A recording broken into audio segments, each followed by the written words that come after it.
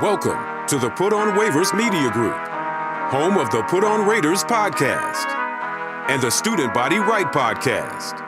This is your place for the best breakdowns and the best insight for those who fight on and bleed silver and black.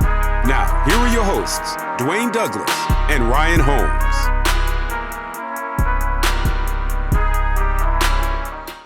And welcome everybody to another glorious episode of the Put On Raiders podcast. I'm your host, Dwayne Douglas, along with Ryan Holmes, and we are podcasting on the beautiful shores of the Pacific Ocean.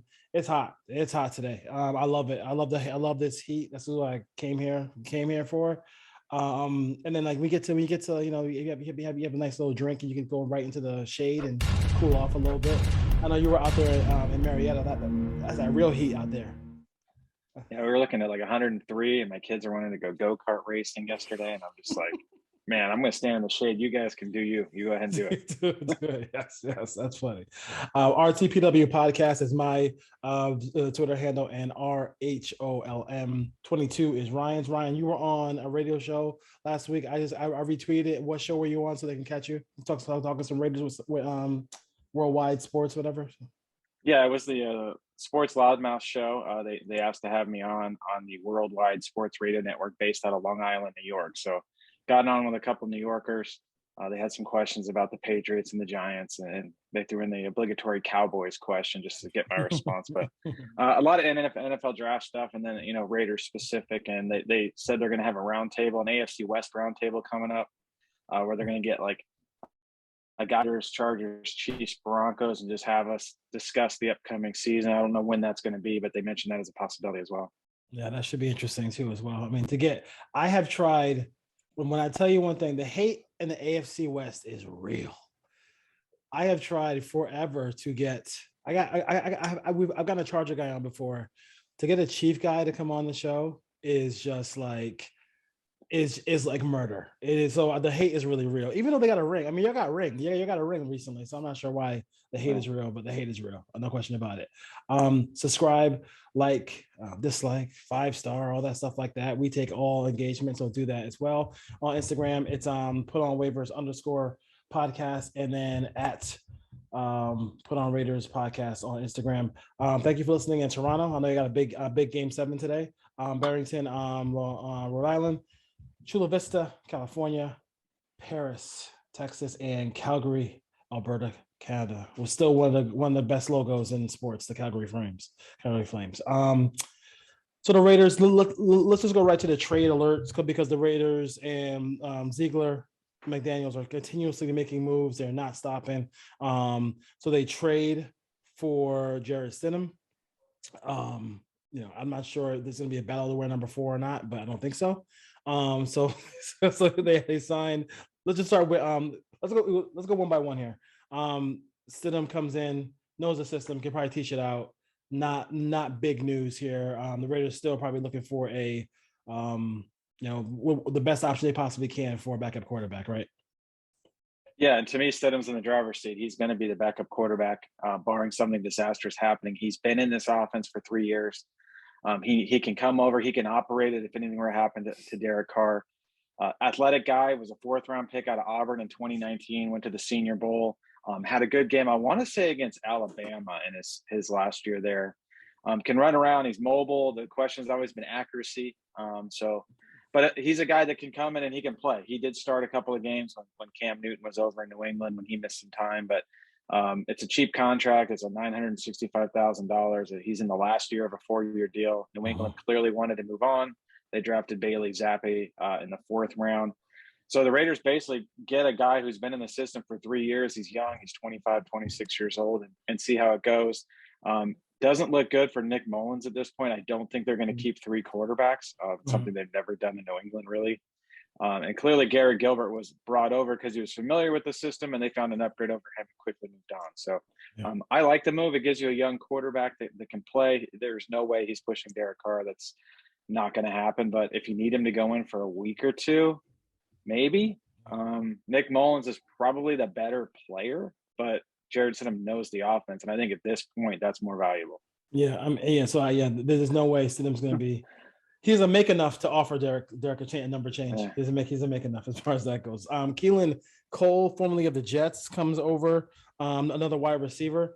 The Raiders are just, I mean, we know who's the slot, we know who the tight end is, and we know who the big time receiver is. But that second wide receiver spot, you got to be able to get open, you got to be able to block. I mean, special teams are going to be a factor as well too. Thoughts about Keenan Cole signing with the Raiders? Yeah, this is an underrated signing. I like Keenan Cole. He can go out and play in this league. He had a good career early in Jacksonville. In 2018, he had 38 catches. He's been over 700 yards there. He was okay last year with the Jets, but McDaniels 37. has a type. Hold on. 37 catches on 700 yards. No, it's two different years. He had 38 catches in 2018. He had 748 yards as a rookie. Okay. But McDaniels has a type, and this guy's 6'1", 194 pounds. He's kind of that intermediate in between. He's not big, he's not small. He's kind of just your average size receiver. And if you look at their roster last year, they brought in Aguilar, who's similar. Kendrick Bourne is similar. So he's getting a body type. But receivers, when you look at the Raiders going forward, this is not going to be what we've seen. I did some research. I dove into what kind of packages McDaniels used the last 3 years. He doesn't use 11 personnel very often. Not near what the league average is. So they're going to be in a lot of two backs, one tight end, power formations. And there wasn't going to be a ton of opportunities, but they're only probably going to carry 5 receivers. So whoever the 3, 4, and 5th receivers are have to have special teams value. They have to be able to do certain things to stay on this roster, which Bryan Edwards doesn't do. He's basically a red zone target, and he's a big body. So I would be surprised if they keep more than 5 receivers, and I think Keenan Cole will make the team. And he's going to battle Robinson for that other job outside behind. You're going to see Hunter Renfrow line up a lot outside. I think you're going to see Darren Waller as well line up quite a bit, detached from line of scrimmage outside. But just the quick numbers, if you want to look at 11 personnel the last 3 years in New England. Last year was 56%, which seems a little high, but the league average is 61. In 2020, it was 53%, league average 60. 2019, 54%, league average 60. So still about half the snaps are in 11 personnel, but when you really dive into the numbers, 21 personnel, 2 backs, 1 tight end. Last year, they were in second most in league, 23%, where the league average is 7. 2020, they were number 1, 37% of their plays were out of 21 personnel. Again, league average was 7. And in 2019, they were the 5th highest. So he's going to be running 2 backs and 1 tight end. That fullback's going to be on the field a lot. And you're probably going to see 2 backs on the field at the same time. We're going to get that Drake Jacobs package or White and Drake or whatever combination that week they want to use. Yeah, that's going to be interesting. It'll be interesting to see what happens there. Since you mentioned Bryan Edwards, the fall of one of the worst draft classes in the history of not only the Raiders but National Football League continues as the 2020 draft will go on in infamy as far as that goes. But Bryan Edwards gets traded to the Falcons, opportunity to play, to get some reps. I think this is kind of a situation where he does have ability, but you have to sit there and look at the situation where every rep this should be a lesson, like every rep you have counts. You're not only showing your reps for the current coach, but you're showing it for the next coach. They obviously didn't like what they saw from Bryan Edwards. They want to move on from him. So, and they trade him to the Falcons, where he will, play with Marcus Mariota and Ritter and see if he can get his career going a little bit. What's about Bryan Edwards and the Raiders having to kind of move on from him pretty quickly, because they are not wasting any time. If they don't like you, they are just moving on. This one's interesting to me because I still believe that he was miscast within the offense that Gruden ran. It was not suited for what Bryan Edwards' strengths are that we've talked about ad nauseum in breaking routes, slants, digs, play action, get the ball in his hands outside. It's not running vertical routes, which is what the Raiders asked him to do. And in the offense, he didn't have anywhere really to operate when you had Waller and Renfrow as the main targets in the intermediate area. He's going to the perfect offense to suit Bryan Edwards' skill set, which is the system that Arthur Smith runs in Atlanta that he brought over from Tennessee, which is all the Tennessee receivers did. You run play action, you run those guys across the field on in breaking routes, on digs, on crosses. This is going to be the one where the Raider fans are looking up. I know Mariota's the quarterback there. He's not going to catch 100 balls, but at the end of the year, we're going to look up and be like, man, this guy got 50 balls for 800 yards and 7 touchdowns, and we gave him away for a 5th. I'm a Bryan Edwards believer if you use him properly, which I don't think the Raiders were going to do, and he doesn't fit the offense that McDaniels brought over, so it makes sense to move on. Uh-huh. But this isn't going to be that Lynn Bowden got 5 catches for 18 yards. What are we doing? Or, this guy signed here, or C.O. Moore got 1 sack here, and Raider fans are making a big deal. This one might actually turn out to be a good trade for the Falcons because he fits what they want to do. Yeah, I mean, and also with the attention that Pitts gets, all those things like that. So London. And London, he likes bigger targets anyway. So I mean, Mariota throughout his career, and Arthur Smith as well too. So this could be a good situation for him. And listen, I mean, if it's not gonna work, not gonna fit, then it's not gonna fit. I mean, like we talked about it forever. Like I thought, I don't know how many times we said it, but why did you draft the guy if you're gonna have him run? And this is what a Mayock and Gruden did. Like, why are you gonna draft a guy who simply is not gonna fit what you want to do offensively? Like, you know what I mean? Like it just made no sense. I mean, it made no sense. And it's probably not a true indictment of who he is as a player. Yeah, it probably had more to do with the film. He had pretty good film at South Carolina, but the problem was he was hurt all through the January, February, March evaluation process, the pro days, the combines. He didn't partake in any of that when he had a foot injury. Mm-hmm. So they just basically drafted him off the tape and didn't understand. The testing numbers probably weren't going to be there as far as 40 time, 10 yards, and those kind of things that they're looking for. So I get it. You roll the dice in the 3rd round on a big guy who made some big catches in the SEC and won a lot of 50-50 balls, but that's not how they used him in the offense. Yeah, makes sense there. I know I did get a lot of questions about the Mark Davis thing. I'll save that for like the Baylesses and people like that can go into that part of it. That's not our kind of show. We'll see. You can always see what happens with that as it goes down. I mean, throughout the league, some owners have had issues. So the NFL has to handle that themselves as far as that goes. The schedule came out, so I know everybody ran and did shows immediately when the schedule came out. I kind of wanted to wait and see how that goes. But the Raiders will start off the season at Los Angeles to face the Chargers. I do think it's nice for that first month. They don't have a lot of travel until they go to Tennessee at the end of the month. But I'm surprised that, and it's hard for me to say surprised because how could that game not be in prime time? Me thinking of an AFC West person, but at the end of the day, the AFC West is on prime time 19 times this year. So I mean, people are going to get to know the AFC West pretty well. The Raiders also are a team that had the 9th most travel mileage in the National Football League. Despite, I thought maybe it would be less because they're playing the NFC West, but they still got trips to go to New Orleans, Tennessee, things like that. What are your thoughts about that? Kind of that first. We'll just go month by month. That first month here, especially that first game against the Chargers, who are going to be out for blood because the Raiders, they could have been nice and took the tie and let them in the playoffs, but the Silver and Black didn't do that in that last game of the year. Yeah, this is a spicy season opener. Of all the teams they could have put on, this is probably the best one. Because the Raiders, if they would have played the Chiefs in week 1, I don't think it has the same kind of, cachet as this does, because this is in LA, basically a home game for the Raiders. It's going to be 80% Raider fans traveling into that stadium again in Inglewood. But this is a rematch of the game that basically decided who went to the playoffs last year. And Khalil Mack is now wearing a Chargers uniform. And the Raiders' Achilles heel this year might be that offensive line. So that offensive line is going to get tested week 1 right out of the gate with Bosa, Mack, and even Kyle Van Noy can give some pressure off the edge. But I kind of like how it sets up. The Cardinals at home in week 2. Hopefully they can take care of business. There's no DeAndre Hopkins. He's not going to be playing in that game because it's suspended. So the Raiders catch a break there. So that's not a lot of travel the first 2 weeks. Going across the country to play Tennessee, that's fine. You're going to have to do it at some point in the season. I don't think that's a bad matchup there. And then you come home and play the Broncos. So 3 of the first 5 in the division, though, is going to say a lot with 2 of them on the road, because then they go to Kansas City on a Monday night. So a lot of road games early. When you look at the schedule, I think 7 of the first 11 are on the road. And just a couple of quick things that I wrote down. The bye is early. We got a week 6 bye. I can't hear you. I don't know what's going on with the sound, but I wish I hate. I I can't stand that.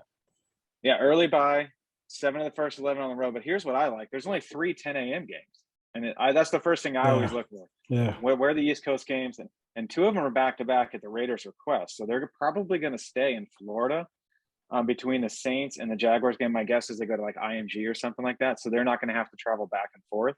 So it's basically you get 2 out of the way on one trip, and it could have been a lot worse. There's 1 cold weather game, Pittsburgh, late in the year. It's a night game on Christmas Eve. 3 consecutive. I'm sorry. I'm sorry. I mean, cut you off. I'm sorry, but they do. The Raiders go back to back in November. Broncos, Seahawks. That could be inclement weather. But I mean, I see. It could be inclement weather. But yeah, I see. Not a December game. Yeah, and then it is interesting that they gave them 3 primetime games all in a row, and these are all going to be playoff implications late. You have the Chargers. You have on Thursday. I'm sorry, the Rams on a Thursday night. Then you come home on a Sunday night against the Patriots, and technically that December 24th game, that 5:15 kick, is a primetime game. It's going to be on a Saturday. So that's interesting that they gave them those 3 teams there. But 4 of the last 6 are at home, which is good. So if the Raiders can handle their business on the front end of this schedule, they're going to have a chance. And I'm going to say 5 of the last 6 are at home because they play the Rams. I know the Rams will have fans in that stadium, but the Raiders are going to pack that on a Thursday night. So if they can come out of those first 11 games, and if they can be 6-5, somewhere around 7-4, it's going to set up really well down the stretch. So they can't lay an egg and lose 4 of the first 5 or something like that. And when they have an opportunity to, and I'm not sure what, listen, I'm not trying to diss the Seahawks or the Texans, Seahawks, Texans, Jags. Like it can't be the Bears situation, the Giants and Washington football team situation from last year. You can't go 0-3 in those games with this schedule. Like that's like, we don't know. Like we're not this show to go win, loss. But I mean, those 3 games, they have to be in the bag for the Raiders, if you will, going forward. Go ahead. I think they catch the Titans at a good time too. Week 3, they're going to have 2 new wide receivers outside. Yep, I believe new system. If they can stop the run there and force Ryan Tannehill to beat him with some young wide receivers, that's a winnable game early before those guys get out acclimated on the back half of the schedule. Yeah, no question about it. Yeah, I do. I mean, that last month could be fun. What do you going to some questions here? I kind of like doing them during the show. Jamie wanted to know what was the hottest ticket as far as the home games go. I think looking at it, it's the 49ers. I mean, if they want, Bay Area wants blood. let's call it like it is. Like that is like that's a game that I'm gonna prefer not to go to. If I would not go to that. I personally am not going to that game. I just don't. It's gonna be a little too volatile for me. But that's gonna be an interesting dynamic there. This is when I was looking at the Niners schedule, and if they don't play, they gotta play Trey Lance anyway. But Jesus Lord, with that beginning of the schedule, you gotta play Trey Lance. You're playing the Bears first game. You can't get more of a gimme than that with the way their offseason went. But yeah, the Niners are definitely the biggest home game. From what I'm hearing, it's the Saint game is the biggest road game. People want to go to that game. I want to go to that game. I want to go too. I can't. It's like the 1 week I can't go. That's the one where you can't go. Oh, see, that's tough. That's tough. Yeah, so yeah, tough. That's a tough one. But yeah, the Saints are going to be a tough game. That's going to be a tough game. Period. And the fact that people really want to go. It's an opportunity to go to New Orleans. Nobody's ever going with the food and the beverages they have out there. People are definitely going to want to go. Out people there, aren't lining up to go to Jacksonville. That's a bad place. Like, the Steelers. Where's the airport? Is the airport in Jacksonville? I go. Yeah. Is the airport in Jacksonville? Okay. Yeah. I've never been to Jacksonville. I can't even. It's still. Is it weird to you that like they have an NFL team? Like the NFL has a team there. A little bit, yes. Yes. It's just of all the places that have it, I just feel like it's just a weird place to have it as far as that goes. I kind of wanted to start the season off with Denver. But I understand the NFL's thirst to have that first game, Denver at Seattle. I mean, that was a given. As far as that goes, I think the Chiefs early, the Chiefs are going to be maybe better later in the season than earlier. I still can't believe they got Sky Moore. I mean, I love that kid. I mean, I think he's gonna be a good player for them. As far as that goes, any other things about the schedule that you want to kind of go over? I think we kind of covered like the things we wanted to as far as that goes, because we talked about the short weeks, road games, the travel, the travel. I think it was smart of them, kind of like when Del Rio. Then they have a back-to-back games in Jacksonville and Tampa Bay, and they stayed out there and they won both of those Something games. Like that, yeah. Something like that when Del Rio was there. It's just kind of just a common sense when you're a West Coast team to go ahead and do that. Any other things about the schedule? Because I mean, listen, we don't know if Derek Carr's gonna be playing week 1. Like, you know what I'm saying? He could God knock on wood get hurt. Like, you know what I mean? So like it's hard to go, schedule and back and forth and say who's gonna win and what games, whatever. Yeah, when I look at it, to me, to get to the playoffs again where the Raiders want to be, let's just assume they split in the division. They go 3-3 in the AFC West. They have to get to 10 wins, so they have to go 7-4 on the rest of this. That a lot of people think, there's going to be 4 playoff teams from the AFC West. There's not. It's not going to happen. Mathematically, it's almost impossible, unless they sweep every game outside the conference, or the division. I just circled the 6 games right in the middle after the bye. You're at home against the Texans, at the Saints. That's a winnable game. At the Jaguars, they need to win that game. You come home and play the Colts. You need to win that game.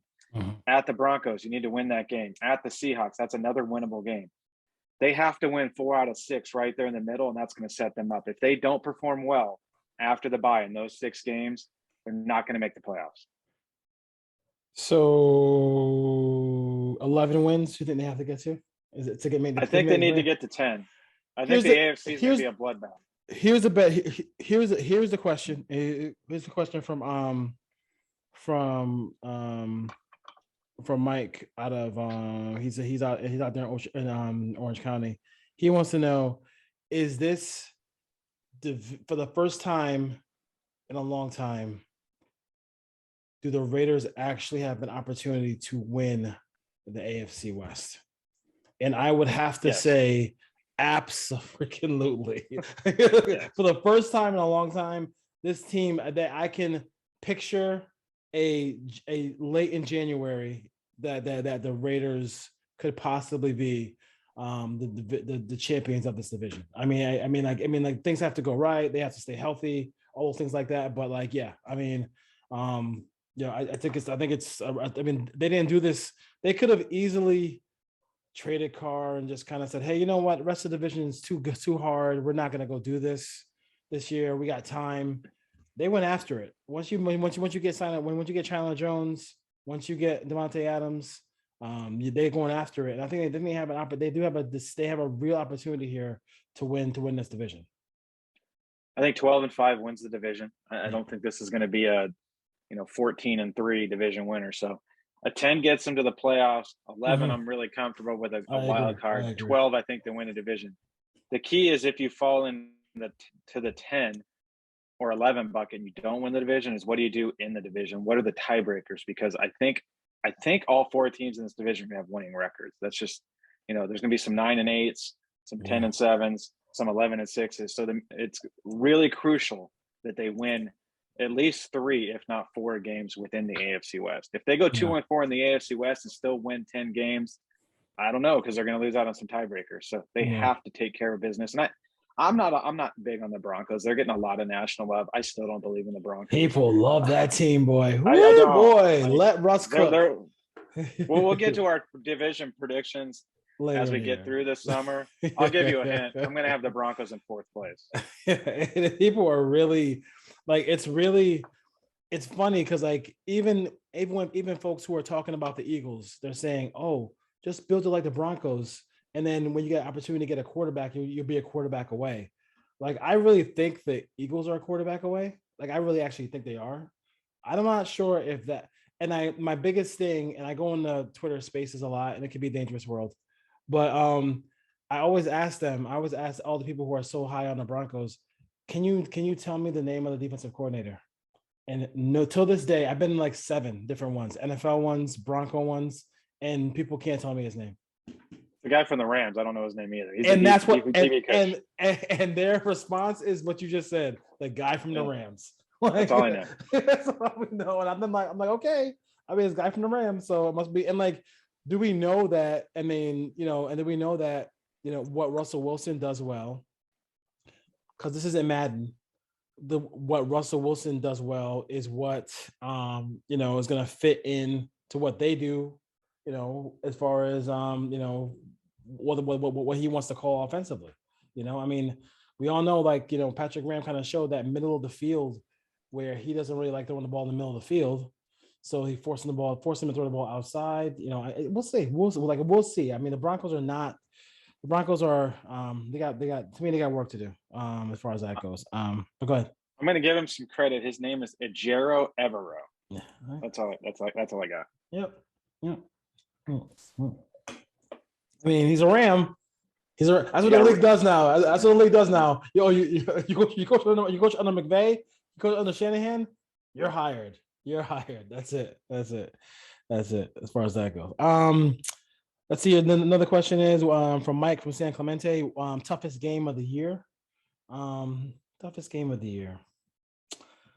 I mean, I got the world champs are right there. So I think anytime they play Kansas City, I will go outside of the division and say at the Rams is like kind of whatever. But I do respect I almost said Shanahan. McVay a lot. They won it. I think another year under that, they won it in the first year with Stafford. I think that's a really hard game. I think that's a hard game. Thursday night too, on top of that too. So a short week after playing a division foe in your building with the Chargers. So I'm out. What do you think is the number one toughest game of the schedule? You stole my answer because it's the trap game because they have the Patriots the next week. I'm going to say week 18 against Kansas City because I think that's going to be a tough game because I think everything's going to be on the line. Yeah. Whether it's a wild card or the division, that game will have playoff implications for one of the teams, one way or another. So I'm going to say that game. Getting through this schedule, getting the early bye, and then having to navigate, 10 games on the back end or 11 games of the schedule, and then you're staring down the 49ers, who are a physical defense, and then you got to turn around and play the Chiefs. It could be on a short week. That game might be on a Saturday. It hasn't been determined yet. For the division or the playoffs is going to be tough. So they don't finish the schedule very easily. You got Chargers, Rams, Patriots, Steelers, 49ers, Chiefs. So we'll see what kind of condition the Raiders' offensive line, their skill position players are, because those are some brutal defenses to have to play in consecutive weeks. And then to do it 5 or 6 weeks in a row is going to be tough. Yeah, should be interesting. Sarah wants to know, what does Jacobs have to do to stay on this football team past this year? Be willing to take a much lesser role and a much lesser contract than he probably wants, because they're not going to invest long term. If he goes out and rushes for 1,200 yards and scores, 12 to 15 touchdowns and stays healthy and plays 17 games, he's got a chance, but I still think it's going to come down to money. And I just don't think this new front office is going to invest that kind of money into that position. They went to the draft for a couple of running backs. They went to the where else did they go? Free agency. They signed 2, maybe 3. They signed guys undrafted free agents too. So yeah, there's like 10 guys in that room. Yeah, so I don't know. And Eric Dickerson kind of season maybe, and then even then they might trade him. It should be crazy. It should be crazy as far as that goes. Jacob from Oceanside wants to know, is Bradbury overkill? So absolutely. Have you are you kidding me? Like I'll take Bradbury a day a week. So yeah, I mean they need, and I think it's kind of, since he got released from the Giants, been kind of quiet. Been real quiet. That tells me something. I kind of like that. I kind of like that. You're not hearing a bunch of different stuff. So hopefully, we have to, June 1st at midnight. So yeah, they'll get something going. It's interesting when you talk about Bradbury, because everyone wanted to trade for him. All the Raider fans were all in. And then he becomes a free agent. The Raiders will have $25 million in cap room in 2 weeks. So June 1st, June 2nd. And then all of a sudden, when you're online, you start saying, well, we can't pay $12 million for a corner. Like, that's way too much. We can't do that. And it's like, if this guy was a free agent February 1st instead of June 1st or March 1st, like, they would have easily given him $12 million. But now it's like, no, he's got to come in. It's got to be a 5 or 6 year deal. But let's look at the cornerbacks. Rock Ya-Sin's in the last year of his deal. They traded for him. He's had one good year. Yeah. Trayvon Mullen's hurt. He just had surgery again. We don't know what the extent of that is. Mhm. Anthony Averett, solid depth piece. Can he be counted on to be a starter long-term in this defense? Probably not. Can Nate Hobbs play outside? I don't think he can. I know a lot of people think he can. He's got to prove it, because he didn't do it very well in college. He fit the scheme that Gus Bradley ran, but by no way am I not signing a Pro Bowl caliber corner because Nate Hobbs flashed some ability as a rookie. And he's probably going to play the slot anyway. So there's a lot of free agents, and we'll get through some here before the end of the show, that have ties to the front office with the new regime in Las Vegas. I think the Raiders are making a run out here in about 2 weeks, and there's several quality players still out there. So there are people who I do like and respect who talk about Hobbs playing on the outside, and I would say slow down. Let's see if he can actually do it, and also we can't ignore Hobbs off the field. We can't just act like that didn't happen. Hopefully that is like, this is more of like a reality check for him, and he's long. He's, he can, long, he can make some plays, but we'll see what happens with Hobbs here. I'm not big on I'm not big on that part of it, but like, you get Bradbury, you got a chance to have Bradbury on one side, Rock Ya-Sin on the other side. And then, did we even mention Mullen? Did we mention Trayvon Mullen? Did we mention him? I like Mullen, but too. He's surgery. Yeah. Both those guys in the last year of their deals. And why wouldn't you bring in Bradbury if you can? Yeah, it makes sense because you could have Bradbury clear the deck, draft a cornerback next year in the draft who could fit right alongside of him. So we talked about toughest game already. The hottest ticket was another question. I think the hottest ticket at home would be Niners. Another one would be the Patriots. Would be a tough game. Another out for blood game. We want to smash the Patriots, no question about it. Speaking of the Patriots, this is a lot of Patriot stuff here, because the Patriots you talk about the Patriots in the preseason. The Raiders play them in the preseason. They play them in the regular season, and they're going to they're talking also in talks with them to do joint practices as well, which is interesting to see. That's a lot of contact with another team as cross country. But hey, listen, if you have an opportunity to go do those joint practices, you got to go out there and do it. It's interesting that it's going to happen so late in the preseason. Normally when you see that, the joint practice, it's early before the first or second game. The Raiders are going to play 4 preseason games, and this is going to be before the 4th game. So maybe they want the extra competition right before cut down day to get a better idea where these guys are at, which would be my guess. And just the familiarity between McDaniels and Belichick, knowing how they can structure the practice, and they're going to be able to get exactly done what they need, I think helps here. But the timing of it is curious where they're going to do it before the last preseason game. Yeah, should be fun to see what happens there. So you talked about some free agents. I have a couple of guys who I like, as far as I did some research on some of these guys who are undrafted free agents. So you want to go your free agents first, and I'll talk about some undrafted free agents. Yeah, I got eight names I highlighted, which seems like a lot, but the Raiders are going to have some money. So clearly we've already talked about Bradbury. There's a safety out there named Gibson, who was in Chicago last year. He's a free safety. But also Deshaun Gibson. He's got ties to Chicago's front office there with Champ Kelly, who's now the assistant GM with the Raiders. So he's probably the best safety that's still out there on the market. I still don't think that they're set there. They're going to make a move and add another safety at some point. I would consider him. Staying with the Chicago theme, I still like Akeem Hicks and Eddie Goldman, one of those two guys. I know they've drafted. They have a ton of defensive tackles, big bodies on the inside, but these guys are better than anyone they have on the roster. So if they could get their hands on an Eddie Goldman or Akeem Hicks, imagine getting Akeem Hicks and adding him to that mix and having him play, 40, 50% of the snaps and keeping him healthy would fit. And at this point, you can probably get these guys on cheaper 1-year deals. The big name that I've circled, Donta Hightower. The Raiders are still kicking the tires on linebackers. They talked to Nick Witkowski last week, didn't bring him back in. They've added Kenny Young. Donta Hightower could be a guy who could be a difference maker within the defense. He's a bigger bodied inside linebacker that Graham likes. He's still out there. It surprised me when I looked at the list today. I thought he had signed somewhere. But again, New England ties. I could see that happening. Along the offensive line, you still have a couple of tackles that could come in and play right away. Darrell Williams from Buffalo is one name. He's played guard. He's played tackle at a high level. He can come in and give you versatility depending on what you want to do with Leatherwood. If Leatherwood holds up at right tackle, then Williams could come in and play right guard, or vice versa. You leave Leatherwood inside, you play Williams outside. And then Riley Reif is just a veteran guy who's been around. He's with the Bengals last year. He got hurt towards the end of the year, so he wasn't part of that Super Bowl run. So they didn't bring him back. But he's a veteran guy that can give you that swing tackle if he doesn't win the job. He's played some left tackle, or he could play right tackle. And the last name, and I circled this one with a big question mark, Odell Beckham Jr. is still out there.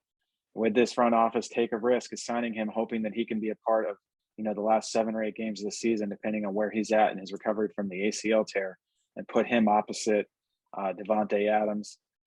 I don't know. Maybe I could see him fitting in. He's always talking. What would be the time frame? What would be the time frame for him to come back? He got hurt in the Super Bowl. So I mean, you're hoping 6 to 8 months on the rehab. So let's just put it October, probably sometime in November, on the best case scenario, or maybe December. So you're only looking at probably 4-6 games max. But maybe it's someone that they do want to invest into.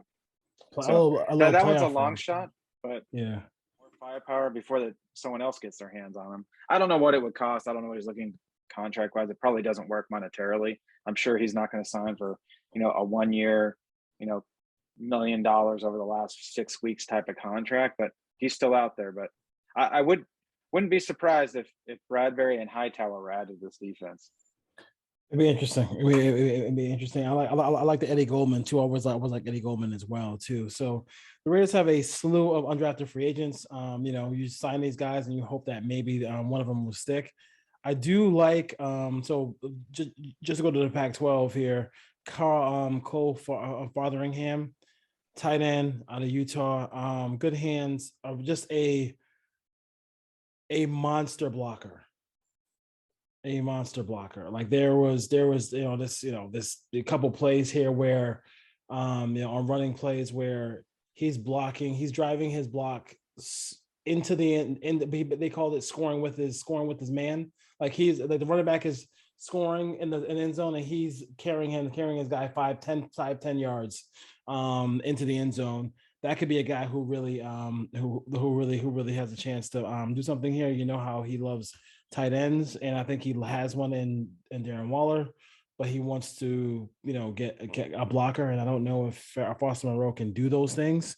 Another Utah player, Bam Osalani. They're not human beings built this way.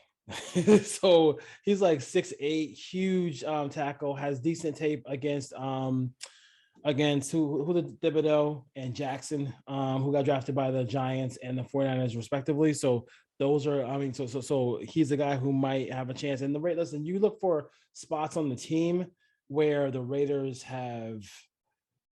need help, and nothing is etched in stone with the offensive line. So tackle is a spot where they could definitely use some help.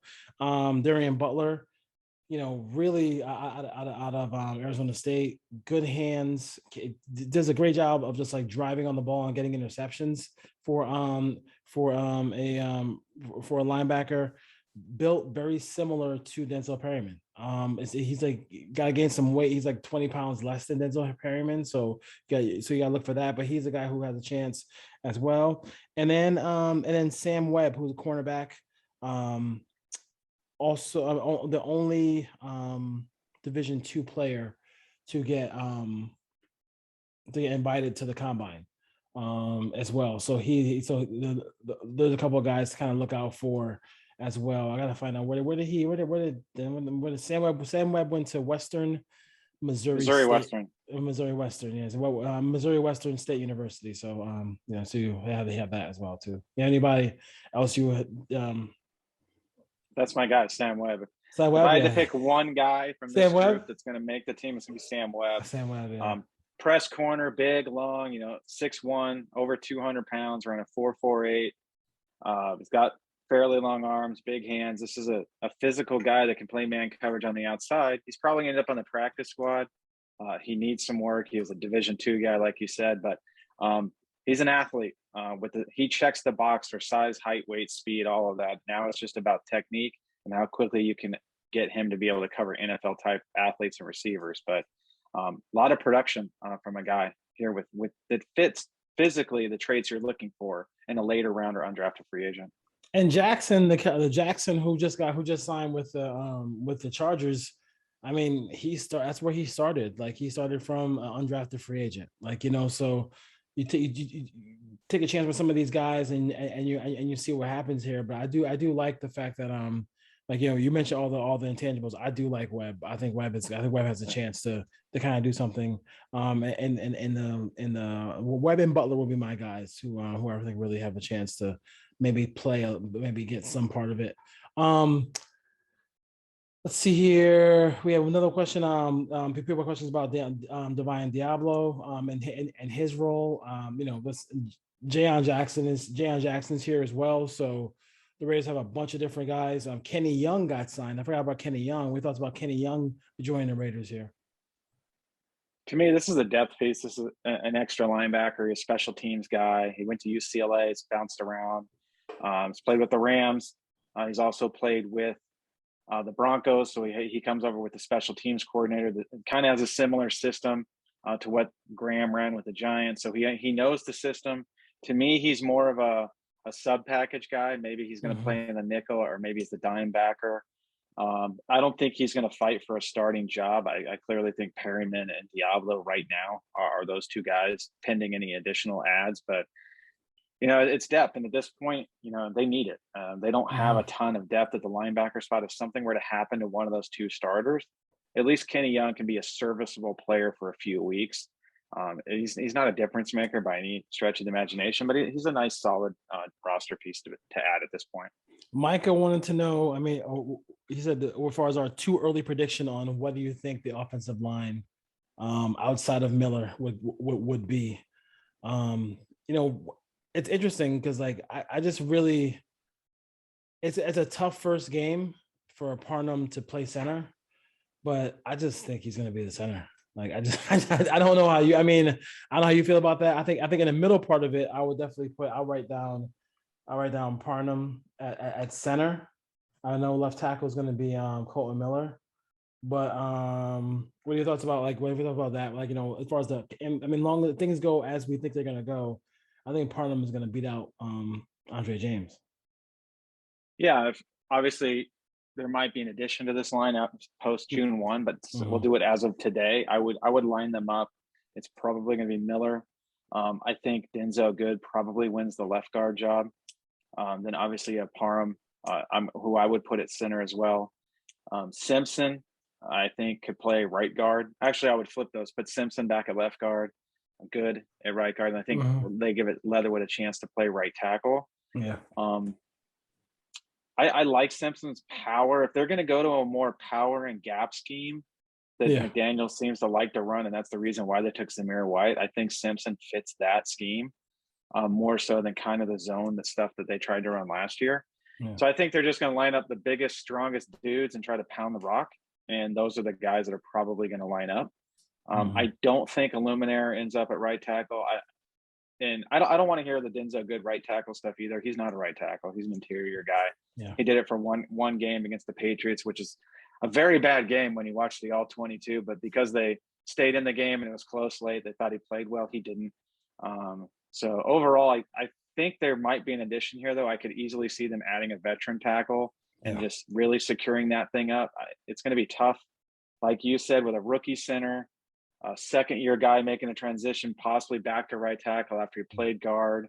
Yeah. Maybe you come back with Simpson, but you don't have any veterans on that line. So, well, we'll see what happens. I think there is still change to be coming. The autumn wind will make a change at some point to the starting five. I don't think all five of them are on the roster right now. Yes, I mean, okay, that's a good for Micah. That's a good thing. That's a good thing. We are definitely kind of on the same page as far as that goes. Do you feel a little older now that Tyrone Whitley Jr. is on this guy? Yeah, a little bit. Oh my God. Tyrone Whitley Jr. Good for him. Good for him. That's that name is we love that combination of Tyrone Whitley and Charlie Garner. That was a good one. I can picture Greg Papa right now saying Wheatley won't go down as he's at Kansas City in 2000 the last game of the year. Wasn't that tough? I mean, like, and when he screamed that Michael Crabtree won't drop a pass, and then I remember that's when it was after that he started dropping passes after that. So yeah, we'll see. But I mean, according to Papa, a couple of things. One was that he was in line to be the GM of the team at one point, and that he thinks that it's going to be Raiders Niners in the Super Bowl. He was got interviewed on the Haberman and Middlecoff show. And he just said, I don't see with the way the NFC is and with the moves the Raiders made, he really feels like it's going to be Raiders, Niners in the Super Bowl, which you would sign up for, of course. I would take that. I'd take the Raiders against anybody. Anybody in the Super Bowl, exactly. As far as that goes. So before we go, anything else you want to kind of run out here before everybody gets set to watch all these Game 7s today on this Sunday? No, I think this is the quiet before the storm. Nothing's really going to happen over the next couple of weeks. Maybe a big signing first week of June, and then a lot of sitting around in June and July until training camp kicks off. We're getting excited about rookie jersey numbers and stuff like that at this point. But here's what I want to talk about. Go ahead. So I was going to say I'm going to hold off on buying any more jerseys. Like I bought Josh Jacobs a couple of years ago, and it's done. My history of buying jerseys, I don't want to go through it, but there's a lot of a lot of hangers in the closet with stuff that I can't wear anymore. Yeah, you at this point, if you're gonna buy a jersey, the safe bet is like the Howie Long, the Marcus Allen, something like that. Social media, basically, it's like social media war with this schedule, right? Who's going to do the best as far as that goes. I did not love the Chargers anime one. I'm not in the anime, so I like cartoons, but I'm not in the anime. I like the one you sent me, or you retweeted about the Panthers. The Panthers, yeah. The only thing about the Panthers one I didn't like was the fact that I couldn't see the games. Yeah, I didn't know who they were playing. Until the kid who had the POV view. Yeah. Until we got to his room, I was like, oh, now I can see who they're gonna play out. And then you got the one on the ceiling I had those everybody had the stickers on the ceiling, but I can see who they were gonna play. So some people thought the Raiders one was corny. I thought it was fine. I didn't think it's a big deal. What I'm saying? I mean, I think the only thing about the Raiders one was if you're gonna have the titles, like the movie titles, of what people said about the stadium, just have them so people can have them on the screen a little bit longer so people can read them. But I didn't have a problem with that. I didn't have a problem with any of that stuff. So the Montel Jordan throwback, but Panthers. Yeah. So I do like that one. The only thing I would say is that why not just play like Petey Pablo? You know what I'm saying? From North Carolina. You know what I'm saying? North Carolina, League, maybe. Freaka League. Play something from the state. That's a whole West Coast thing. Montel Jordan. So as far as that goes, the Montel Jordan commercial with Shaquille O'Neal is. Geico is hilarious, by the way. It's absolutely hilarious. Hilarious. Quick Montel Jordan story. So I went to Pepperdine. Yes. Montel Jordan went to Pepperdine. My freshman year, Brandy was a freshman the same year I was there, so she was there. And I walked out into the quad area from the cafeteria. Might have been my sophomore year, and Montel Jordan was there playing that song in the quad area. No one knew who he was at the time. The song took off, but yeah, a couple of Pepperdine people there, and I did like that throwback. I like the AOL dial-up, having to tell the mom to get off the phone. Like the older guys like us understand that. The instant messenger noise when it started dinging. I'm like, oh my God, I'm having nightmares about that. The AOL in there. And I was like, okay. blowing on the Nintendo cartridge, classic. Yes, the ice cream man outside. Oh, perfect. You heard that music, you're running outside. So I thought it was good. It's probably the younger generation's like, what is this song and why is he blowing on this? And what's AOL? Like, but I liked it. Yeah, it's funny because like, a lot of people, I work with a lot of young people, and like I will say that like that era of music was probably one of the best ever because of the fact that whenever they have an opportunity to play music, it's the Montel Jordan song, it's Return of the Mac. This generation loves Return of the Mac. They can't stop playing it. I'll go to work. I hear it in my head. It's always in my head the whole day at work because people keep playing it all the time. So that era, and you always hear them say, "Hey Siri, play 90s hip hop," like, which is a good thing. Yeah. I did go see. On another note, I did go see. I'm going. It's a couple concerts. I'm a big concert person, so I'm going to see. I'm not sure if I'm going to go see Kendrick when he comes to San Diego, but Kendrick's album is pretty good. But I went to see The Far Side this week. Outstanding. It was great. And then in October, you're gonna have Nas is touring with Wu-Tang, which is actually pretty good. If you like concerts, it's pretty good. Good one. You got Snoop Dogg and Ice Cube next week at Pachinga Casino down in San Diego. I think it's on Thursday. I was trying to go, but I'm going to be out of time. I did not see that. Yeah. I did not see that. They just performed in Vegas. Yeah, I'm pretty sure. There's another one. I think Too Short's in it. Just Google Ice Cube on Ticketmaster, and he's in California right now. And then Pachinga. So I guess I think it's Thursday. Might have to switch up the schedule. 19th is 19th. And I love. So listen. So it's okay. So this is pretty good. So it is E40. It's Warren G, who I love Warren G. Too Short, Ice Cube, and Snoop Dogg. I mean, that's just like call out the next day at work kind of concert. Yep. that's a pretty good one. That's a very good one. Thanks for the heads up on that one. All right, Brand Nation. And listen, I got a couple of things too.